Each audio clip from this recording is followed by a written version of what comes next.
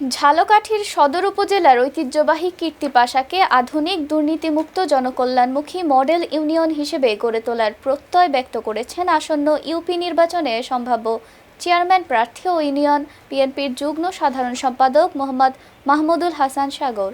স্থানীয়দের দীর্ঘদিনের প্রত্যাশা ও এলাকার সামগ্রিক উন্নয়ন নিয়ে আলাপে তিনি বলেন, কীর্তিপাশাকে উন্নত ও জনবান্ধব ইউনিয়ন হিসেবে দেখতে চান। শহীদ রাষ্ট্রপতি জিয়াউর রহমানের আদর্শ ধারণ করে তারেক রহমানের দিক নির্দেশনায় সাধারণ মানুষের সুখে দুঃখে পাশে থেকে কাজ করতে চান সাগর। এবং আমাদের ইয়ং জেনারেশন খুব ভালো লোক। আধুনিক যোগাযোগ ব্যবস্থার উন্নয়ন, ইউনিয়নের অভ্যন্তরীণ কাঁচা রাস্তাগুলোর বেহাল দশা দূর করে টেকসই ও মানসম্মত সড়ক যোগাযোগ গড়ে তোলা এবং জলাবদ্ধতা নিরসনে কার্যকর ড্রেনেজ ব্যবস্থা নিশ্চিত করা তার অন্যতম লক্ষ্য। এর সাগরের মতো চেয়ারম্যানই দরকার, কারণ চেয়ারম্যান না হইয়েই অনেক কিছু করছে।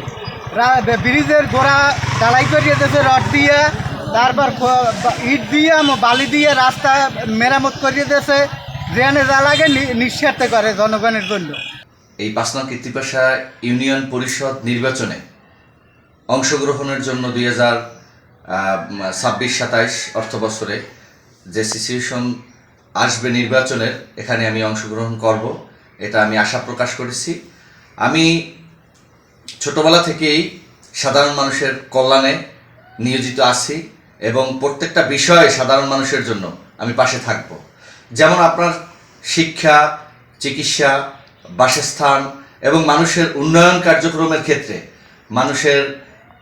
সাধারণ মানুষের আমি মূলত ছোটবেলা থেকেই সাধারণ মানুষ নিয়ে আমি কাজ করতেছি, সাধারণ মানুষের পাশে থাকার চেষ্টা করতেছি।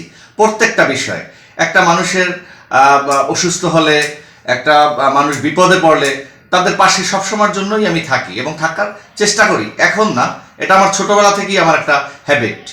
এবং এই এলাকা নয়, শুধু আমার যে 8 নম্বর পাঞ্জিকুতি ওয়ার্ড এই ওয়ার্ড নয়, আমি ৫ নং কীর্তিপাশা ইউনিয়নের টোটাল 29টা গ্রাম এবং 9টি ওয়ার্ড আমাদের এই ইউনিয়নে। আমি প্রত্যেকটা গ্রামে প্রত্যেকটা মানুষের সাথে সংশ্লিষ্ট এবং মানুষের উন্নয়নের যে অগ্রযাত্রা, উন্নয়নের যে ধারা, এই ধারাকে আমি সবসময়ের জন্য অব্যাহত রাখার চেষ্টা করতেছি এবং করি।